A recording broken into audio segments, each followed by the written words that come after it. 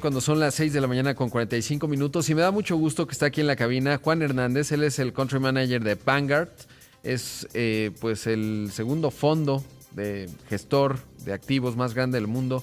Me decías, Juan, que más o menos administran 6.300.000 millones de dólares. Es correcto, Rodrigo. Muy buenos días. Gracias por invitarme y saludos a la audiencia. Siempre un gusto platicar contigo, Juan. ¿Cómo están arrancando el 2020? No habíamos hablado desde el año pasado y saber cómo cerraron el 2019. Pues muy bien, ya vamos por nuestro tercer año con oficinas aquí en México. El año pasado fue muy positivo, creciendo en productos. Ya tenemos 99 ETFs listados en México. Somos el segundo proveedor y lanzamos nuestro primer producto local, que fue el Vimex, que era un ETF local que sigue el nuevo índice de Viva, de FTSE Viva, que salió a fin del año pasado. Y muy bien, estamos muy entusiasmados. Sí, platiqué con María Arisa y estaba emocionada por ello. Sí. Ahora, y me quiero regresar un poco porque a lo mejor hay gente que nos escucha y dice ETF, no sé qué, es algo que damos por sentado. ¿Qué es un ETF? ¿Cómo lo explicas así? Mira, la forma más fácil sería, es un fondo de inversión que cotiza en bolsa. Entonces, tiene las ventajas de un fondo, es diversificado, en una acción compras muchas empresas y cotiza en bolsa en el sentido que se puede comprar y vender cuantas veces quieras, como compraras una acción de América Móvil, Cemex, la que fuera. Y bueno, y lo otro es que es accesible para cualquier inversionista. Bueno, dependiendo de tu intermediario, pero una acción del Vimex vale 30 pesos. Claro. Y estás comprando el conjunto, ¿no? Las 48 empresas más grandes de O sea, México. te da una exposición muy sencilla, digamos, y sencilla. Ahora, ¿cómo les ha ido en la aceptación de lo que han estado lanzando? Muy bien, ¿eh? Bueno, a nivel general, a Vanguard en México le ha ido muy bien, creciendo. Ya trabajamos con todos los canales, desde las Afores, fondos, seguros, planes de pensión y las personas físicas a través de sus intermediarios. Y en concreto este producto que lanzamos en septiembre, 26 de septiembre del año pasado, en los primeros 3 meses de vida recaudó más de 1.000 millones de pesos, que para un fondo local es bastante interesante. Entonces, muy contentos con la aceptación en México de lo que está haciendo Vanguard. Qué interesante, sobre todo porque, ¿cómo ves al inversionista mexicano? Siempre, obviamente ahora que fue el foro de fondos que estamos platicando hace un momento, pues se habla de la necesidad de que México alcance su potencial. Si nos comparamos con otros países, pues estamos todavía muy por debajo. Pero ¿cómo estás viendo al inversionista mexicano? ¿Se va sofisticando? ¿La incertidumbre es lo que está reinando hoy? ¿Qué sería? Sí, a ver, sí, creo que lo que hablaste tú y los otros ponentes de fomentar la educación financiera es muy importante, pero también la educación financiera llega hasta cierto punto. También hay algunas cosas que se pueden hacer a nivel industria para mejorar. Creo que, por ejemplo, en fondos, la oferta de productos que se da a través de las sucursales y los intermediarios ha mejorado mucho. Hace 8 años valores extranjeros era el 2% y renta fija de corto plazo era 80%. Hoy valores extranjeros es 15% y renta fija de corto plazo sigue siendo como el 60%. Pero eso habla de que los portafolios cada vez están más diversificados y eso es bueno. Creo que lo otro interesante es el ahorro forzoso que tenemos todos a través de las Afores. Se hizo un cambio muy importante el año pasado, que nos pasamos a ciclos de vida, que son estos fondos generacionales, que tú vas al fondo de acuerdo a tu edad, Claro, que es ese fondo el que te va a administrar tus ahorros hasta el momento que te retires. Y ese propio fondo se va a ir adaptando. Sí, en vez de que eran estos brackets que tenían las CIFORES, ¿no? Que ibas cambiando de uno a otro, ahora va creciendo contigo, digamos, el fondo, adaptando la estrategia. Exacto. ¿no? Y las personas no van a entender muy bien cómo funciona. Lo importante es que tú entiendas, bueno, si yo tengo 40 años y me voy a retirar a los 65 o igual 70, me quedan 25 años para eso y ya sé que tengo que ir a un fondo generacional de esa edad. Lo que hace el fondo detrás es tarea de los profesionales. Claro. Entonces, ese tipo de cosas creo que ayudan a que los mexicanos ahorremos mejor. Sí, ¿y cómo ves la discusión que se ha detonado a propósito de las pensiones? Porque eso va a afectar a las Afores, ¿no? Es decir, se está viendo, es muy obvio, se viene platicando desde hace varios años, que es inminente, digamos. Bueno, primero, el próximo año ya 200,000 personas se retiran bajo la nueva ley y la del 97, y eso supone un reto significativo en la necesidad de que ahorremos más, ya sea por aportaciones voluntarias o porque hay alguna determinación, se jalen el dinero del Infonavit o como se pueda, pero algo tiene que ocurrir ahí. Sí, a ver, la reforma del 96 o 97 fue muy positiva en el sentido de pasarnos a un sistema de ahorro individual, de contribución definida, como se llama, pero se mantuvo la tasa de contribución del 6,5%.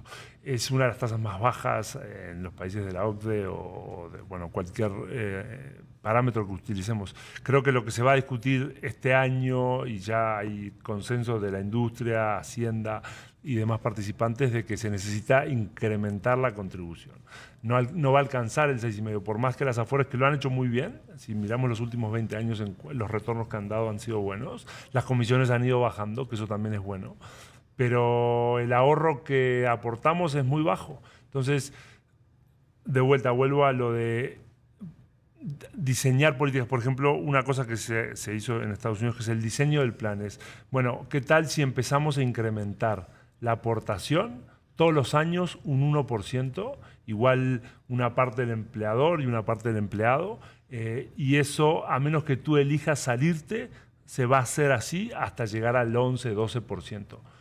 La realidad es que la mayoría de la gente, un 1% anual, claro, no lo nota y no hacen nada al respecto. Más del 90% de la gente no haría nada al respecto. Y dentro de 5 años tendremos a toda la población ahorrando más de un 10%. Eso, ojalá, si se hace una reforma de ese estilo, sería muy bueno para todo el país. Vamos. Y desde la óptica de Vanguard, ¿cómo se ve, digamos, el panorama de México? También lo digo desde las tasas y la certidumbre, porque ahora platicábamos, sí que empieza a generar mucha preocupación el coronavirus, al principio, o COVID-19. Al principio parecía que se podía contener, que a lo mejor era cuestión de semanas. Ya está acabando, o va a empezar el último mes del primer trimestre sin China, básicamente sin la economía china. Sí. No es cosa menor, y sobre todo un país como México, que tiene poca exposición a China como un mercado de exportación, pero lo tiene como un mercado, digamos, en la cadena de suministro de electrónicos y varias cosas. Sobre todo la afectación puede venir vía Estados Unidos. Pero ¿cómo estás viendo el panorama? Sí, es un buen punto. Solo para empezar con lo último que preguntaste. Sí. Si miramos lo que pasó con el SARS a principios de los 2000, y fue mucho menor. Se contagiaron unas 8.000 personas y se murieron como el 10%, o sea, un poquito más negativo en cuanto a la tasa de mortalidad. El impacto fue un 10% del PIB de China de ese trimestre. Sí. Entonces, el impacto que pueda tener, ahora ya estamos viendo brotes en Italia, en Japón, es difícil de cuantificar. Creo que es muy pronto para saber el impacto. Haciendo de lado eso, México lo vemos este año mejorando por 2 razones. Claridad con la ratificación del TEMEC, que le estaba generando mucha incertidumbre, y una política monetaria menos restrictiva. Banco de México bajó tasas 4 veces el año pasado y una este año. Sentimos que puede seguir bajando tasas un poco más en la medida que la inflación esté controlada, y esas cosas deberían hacer que el PIB vuelva a tasas de crecimiento positivas. Sí, porque, bueno, mañana ya tendremos el dato formal, pero hasta ahora la estimación del PIB, una caída de menos 0.1%.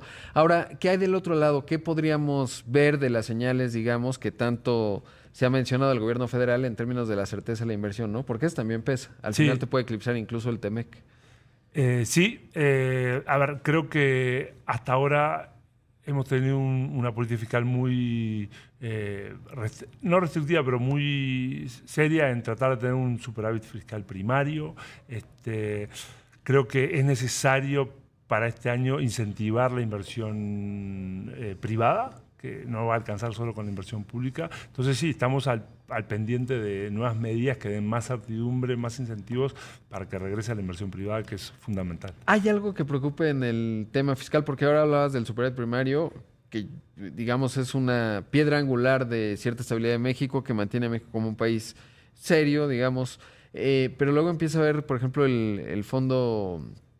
El estabilización. Fondo, exactamente, de estabilización, que se fue la mitad del año pasado para cumplir objetivos, y a lo mejor este año se nos acaba. Es decir, parecería que hay cierta incertidumbre también incluso en la gestión de macro. Pues sí, a ver, manteniendo una política monetaria restrictiva con las tasas que teníamos, que había una razón por la cual, y Banxico lo ha hecho muy bien, y una política fiscal quizás también bastante restrictiva con un superávit fiscal. Eso ha generado... O sea, si bien es bueno mantener la credibilidad y el grado de inversión, etcétera, por otro lado, no ha incentivado el crecimiento económico. Creo, como tú bien dices, el Fondo de Estabilización de Presupuestario, con el crecimiento previsto para este año, es probable que se termine de utilizar este año, entonces ya para el año que viene tendríamos un problema. Ahora también podría haber una política fiscal un poquito no tan restrictiva. México, si lo miramos a nivel de endeudamiento, tiene una tasa de endeudamiento como del 45, 46%, o sea, se ve todavía bastante bien frente a otros países de grado de inversión similares. Entonces, tiene ciertos márgenes de maniobra, pero sí, este año es un año relevante para ver cómo manejan las finanzas públicas. Y Pemex, etcétera, ¿no? Que también es otro, o sea, la calificación ni lo tocamos. Oye, ¿y qué están viendo ustedes este año en términos de productos? ¿Qué planes tienen? Mira, estamos ya, creo que en 99 productos en México, un producto local. Estamos evaluando lanzar un producto local más. Si bien cubrimos muy bien... ¿Por dónde andaría ese? En renta fija. Renta fija. O sea, ya tenemos uno de renta variable, tenemos productos de todos los mercados globales. Sí. Creo que renta fija sería algo que estamos analizando. Y lo otro es... Además de dar productos, nosotros damos asesoría, entonces asesoramos a los intermediarios para que den mejores soluciones a sus clientes, ya sea un fondo, un plan de pensiones que asesoramos hoy, una Afore, una compañía de seguros que le den mejores vehículos de ahorro para sus clientes. Pues qué bien. Juan, siempre un gusto platicar contigo. Gracias por estar aquí. Gracias por la invitación, un placer. Ahí escuchamos a Juan Hernández, Country Manager de Vanguard en México.